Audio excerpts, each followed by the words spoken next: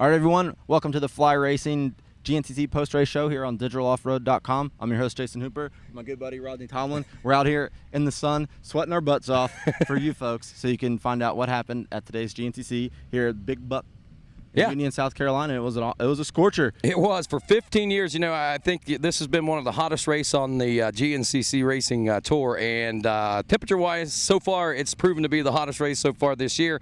But it wasn't as hot as it could be, Jason. Right. Heading into this one, we were forecasting temperatures up near 90 degrees over the overnight hours. The forecast changed. We got temperatures in the lower 80s. We were looking at mostly cloudy skies leading up to that 1 o'clock race. About 1 o'clock, clouds started breaking. It started warming up a little bit, but it warmed up gradually as the race went on, and I think that the temperatures warmed up with the intensity of the battles that was shaping up, to be honest with you. I think you're right, Rodney. You know, we saw Charlie Mullins jump out to the early lead, grab that hole shot from motorsport.com. First hole shot that anybody can remember in recent memory for Charlie. It's been quite some time since he got a start.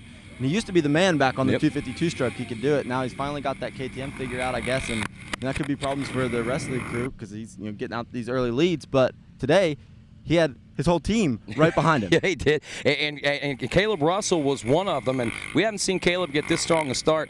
Well, a good, strong start down in Florida, but he didn't get a chance to really run that long with it. But this was the best start he got, and he had a chance to run with it. And those two really, I think, began to try to break away right from the beginning of it. It was check out Charlie and Caleb in the chase, man. That's the way it looked at. Yeah, you know, those two guys, they just hooked up, and they were just feeding off each other, and they were pulling away. You know, we had Russell Bobbitt in third, who ended up kind of getting in this like lonely third spot there for a while. Corey Buttrick in fourth, and then Josh Strang, the first non-KTM to come through there. That was, riding behind him. And Caleb and Charlie were putting on a show out there. You know, Caleb ended up making a pass, and, we had talked about this last week. Could this be the place that, Caleb gets his first win? He's run really well here from the second row, and I was thinking, man, Rodney might have called this one 2 weeks ago at Steel Creek. But then, I think Caleb started to kind of get worn out a little bit. You know, he's not used to running this intensity for this long.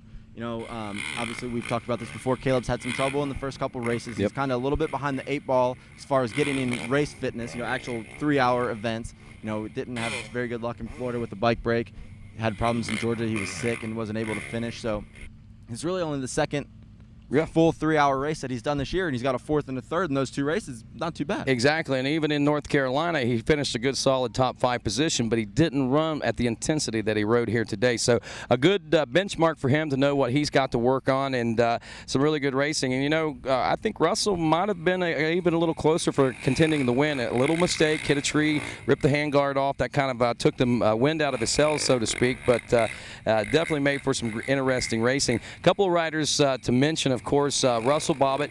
We talked about Russell, being a national enduro rider and a former champion there. And, of course, this is the strongest start we've seen out of Bobbitt. And not only the start, but just the fact that he was able to run as long as he did. And, Bobbitt in years past has always raced some GNCCs, but he's never really been here with his heart in it. This year, he's here with his heart in it, and I think it's starting to show. And whenever he's running good and strong like that in that number 3 position to get it all started like that, that's pretty good. And he ran there for a good long time. It wasn't until probably about 2.5 laps or so left to go before he started seeing some pressure. Yeah, well, then we had Josh Strang on the move. Josh had gotten around Corey, started pulling in on Russell, and it wasn't long before he got past Russell Bobbitt, and then he set his sights on Caleb. And I think it was just the timing. Strang had finally found his rhythm. He got a decent start. He was in that top 5 pack off the start, but just couldn't seem to find his groove. Wasn't the Josh Strang that we were used to, but he started finding his groove, getting his mojo back or whatever, and was making some moves there. And I think it was at the same time that Caleb was kind of, fatigue was setting in a little bit. He had been running that pace with Charlie, and it might have been a little bit much for him there. And Caleb started coming back. Josh got by him, and I think that might have been, even a little extra boost for Strang. Yep. And then he had I think Charlie had a minute lead at one point. Yep. It was almost echoing from 2 weeks ago when we were at Steel Creek in North Carolina. I mean, the same scenario, Strang working his way up through the pack, getting in position on the last lap, and then starts clicking away seconds. And he was doing the same thing. I mean, I think in the last lap we were somewhere in the neighborhood of, he peeled it down to like 30 seconds when it was all said and done. Had pulled to within 20 seconds at a couple different points throughout the course of the lap. But Charlie, I think, was getting to pit boards. He knew that Josh was coming, so he held on to what he needed to hold on to, picked it up where he needed to pick it up, and came across the checkered flag and rather comfortable fashion, and that right there had to be a big boost of confidence for him for sure. Yeah, I'm sure it was, definitely, and a little bit of relief. I think the last thing Charlie would have wanted was an exact repeat, where he was going to have Josh Strang on his rear wheel through these last turns, because I can't imagine what would be going through your head after that last race. So I think Charlie knew he wasn't going to let it come to that. He was getting the pit boards. He knew what was going on. Strang was putting on a heck of a charge, running really fast lap those last 2 laps. So we know he's going to be a contender the rest of the year. And but Mullins was able to cruise to the win. A little bit of time. He actually gave us a little fist pump in the last turn instead of falling over like he did last time. So definitely reversal of fortunes there for Charlie. So it's got to be good for him. Now I think he's got a 2-point lead.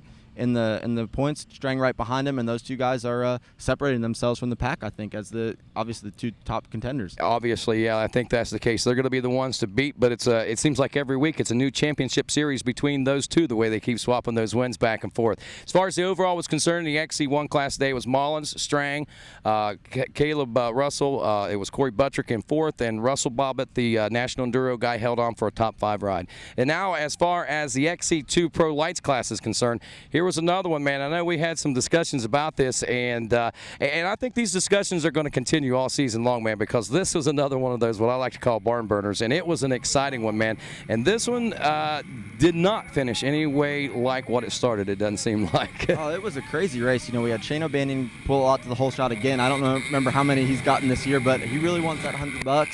But he wasn't able to, he held on for a top 10 finish, which there's nothing wrong with that. But it wasn't long before we had the guys, our championship guys. We had Stuart Baylor, Jason Thomas, and Jordan Ashburn up there just gapping the field. And, Stuart got out to a little bit of a lead there, and I was like, oh, man, Rodney's going to have some smack to talk for me in the post-race show. But he ended up having some weird stuff. His knee brace broke. Yeah. When this is funny because Paul Whibley had the same thing happen at Steel Creek. Really? This is the first time I'd ever heard of that, and now we had the same thing happen a couple weeks later, and it slowed him down. He was having some digging into his knees and stuff like that, but I guess he got it sorted out. But in that time, Jason Thomas got out in front for a little while, and Jordan Ashburn. We'd seen some glimpses of brilliance from Jordan earlier in the year, but he wasn't able to finish races, and man, he did it today. Yes, he did. That kid was looking phenomenal. There's no doubt about it. And I think he got a little bit of a charge. I don't know what the turn of events exactly that got him in position to get him out front, but once he got there, he put the hammer down, man. He started clicking gears one right after another,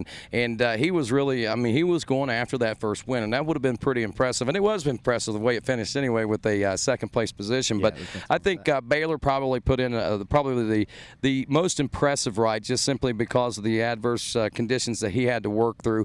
Jason Thomas, I know I was hard on him last time, but at the same time putting on another remarkable ride. He has his own struggles that he's going through right now, and believe it or not, I think that finishing on the podium, consistency, that's what he's going to have to do. And he's going to have to win a few races, and he's capable of doing it, and I think we're going to see him do it.